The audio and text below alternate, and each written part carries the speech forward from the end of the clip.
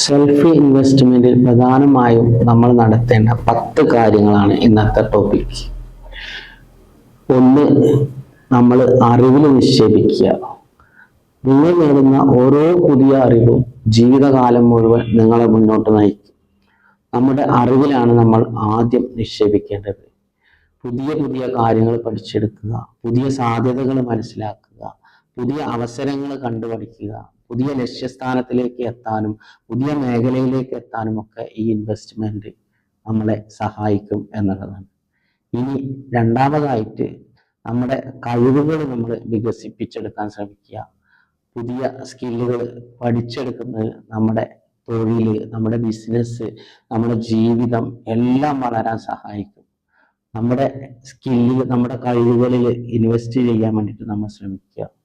ഈ ഭൂമി ലോകത്ത് വ്യത്യസ്തമായ ഒരുപാട് കഴിവുകൾ നമ്മുടെ സൃഷ്ടാവ് നമുക്ക് നൽകിയിട്ടുണ്ട്. നമ്മുടെ പുതിയ കഴിവുകളൊക്കെ നമ്മൾ കണ്ടെത്തിയിട്ട് പുതിയ സ്കില്ലുകൾ, പുതിയ കഴിവുകൾ പഠിച്ചെടുക്കാൻ വേണ്ടിയിട്ട് നമ്മൾ ശ്രമിക്കുക. അതൊക്കെ നമ്മുടെ ബിസിനസ്സിലും തൊഴിലിലും നമ്മുടെ ജീവിതത്തിലും നമ്മളെ വ്യക്തിപരമായ കാര്യത്തിലൊക്കെ നമ്മൾ പകർത്താൻ വേണ്ടിയിട്ട് കൂടി നമ്മൾ ശ്രമിക്കുക. ഇനി മൂന്നാമതായിട്ട് പറയേണ്ടത്, നമ്മൾ ആരോഗ്യത്തിൽ ശ്രദ്ധിക്കുക.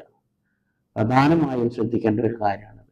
നമ്മുടെ ശരീരവും മനസ്സും ആരോഗ്യകരമാകുമ്പോഴാണ് ജീവിതം ഉൽപാദനക്ഷമമാകുന്നത്. നിർബന്ധമായും ഇൻവെസ്റ്റ് ചെയ്യേണ്ട ഒരു മേഖലയാണ് നമ്മുടെ ആരോഗ്യം എന്ന് പറയുന്നത്.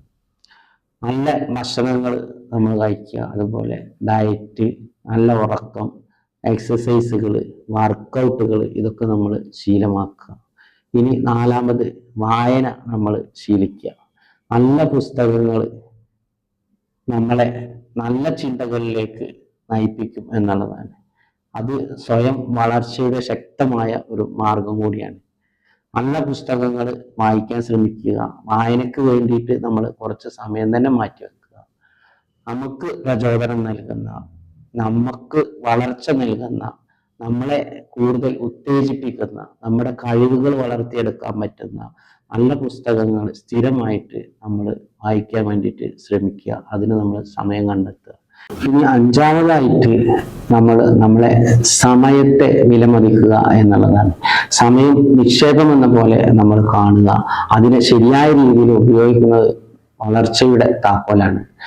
നമ്മുടെ ഓരോ സമയവും വളരെ വിലപ്പെട്ടതാണ്. ഓരോ കാര്യങ്ങളും ലിസ്റ്റ് ചെയ്ത് സമയബന്ധിതമായിട്ട് നമ്മുടെ ഓരോ സമയവും നമ്മൾ ഉപയോഗിക്കാൻ വേണ്ടിയിട്ട് ശ്രമിക്കുക.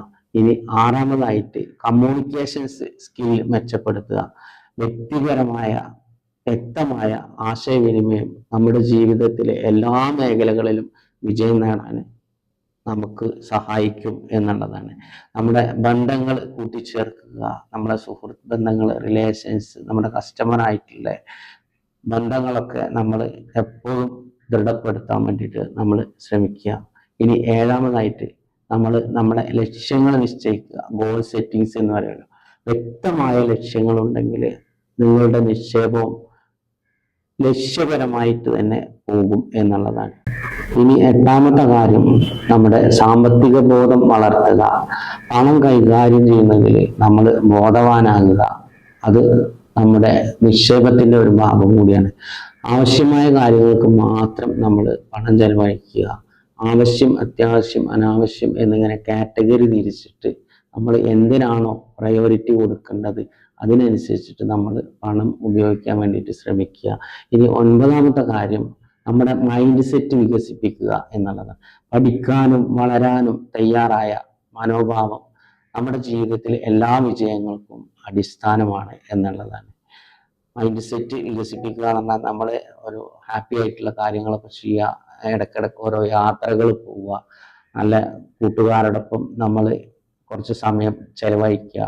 ഏത് കാര്യത്തിനാണോ നമുക്ക് സന്തോഷം കിട്ടുന്നത്, എവിടെയാണോ നമുക്ക് ഹാപ്പിനെസ് കിട്ടുന്നത്, ആ കാര്യങ്ങൾക്ക് വേണ്ടിയിട്ട് നമ്മൾ സമയം കണ്ടെത്തുക.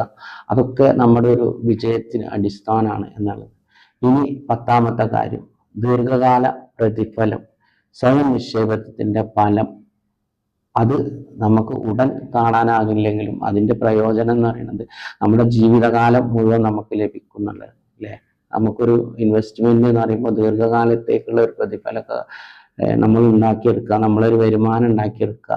അത് നമ്മളൊരു ഷെയറിലായിട്ടോ അല്ലെങ്കിൽ ഒരു റെന്റലായിട്ട് നമുക്ക് കിട്ടുന്ന രീതിയിലോ ബിസിനസ്സിലോ ഒക്കെ ആയിട്ട് നമുക്ക് നാളേക്ക് വേണ്ടിയിട്ട് നമ്മൾ ഒരു പ്രതിഫലം കിട്ടുന്ന രൂപത്തിൽ, നമുക്കൊരു വരുമാനം കിട്ടുന്ന രൂപത്തിൽ നമ്മൾ നിക്ഷേപങ്ങൾ നടത്തുക.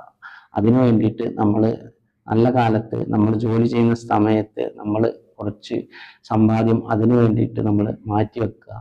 നമുക്ക് ജോലി ചെയ്യാൻ കഴിയാത്ത അവസ്ഥയിൽ നമുക്ക് വയസ്സാകുമ്പോൾ, നമ്മൾ വാർദ്ധക്യത്തിലെത്തുമ്പോൾ നമ്മുടെ ആ ഒരു പൈസ നമുക്ക് വേണ്ടിയിട്ട് നമുക്കൊരു വരുമാന മാർഗമായിട്ട് നമുക്ക് ഉപയോഗിക്കാൻ പറ്റുന്ന രീതിയിൽ അത് മാറ്റിയെടുക്കാൻ വേണ്ടിയിട്ട് കൂടി നമ്മൾ ശ്രമിക്കുക.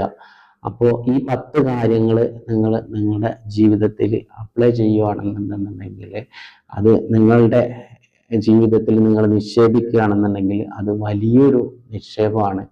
ഇത് എല്ലാവരും കൂടെ കൂട്ടാൻ വേണ്ടിയിട്ട് ശ്രമിക്കുക. ഇതുപോലത്തെ ഇൻഫോർമേറ്റീവ് ആയിട്ടുള്ള വീഡിയോകൾക്ക് വേണ്ടിയിട്ട് നമ്മുടെ ചാനൽ സബ്സ്ക്രൈബ് ചെയ്യുക, ഷെയർ ചെയ്യുക, അതുപോലെ തന്നെ നിങ്ങൾ സപ്പോർട്ട് ചെയ്യുക. നന്ദി, നമസ്കാരം.